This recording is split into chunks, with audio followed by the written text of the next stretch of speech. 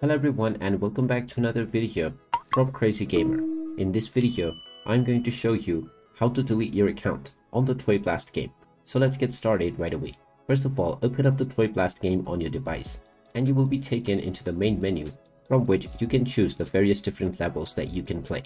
Now, if you wish to delete your online account within which you have your game save progress, then just tap on the gear icon at the top right corner and make sure that you are logged in by tapping on the sign in with Facebook option.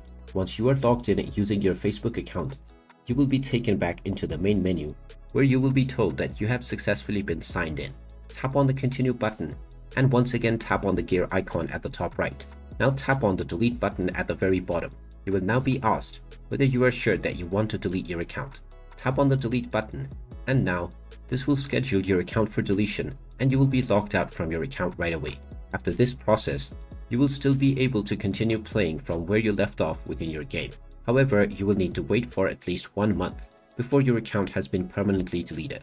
Once your account has been deleted, you can use the same account to create a new one to start saving your progress from where you have reached at that point. And there you have it. That is how easy it is to delete your account on the Toy Blast game.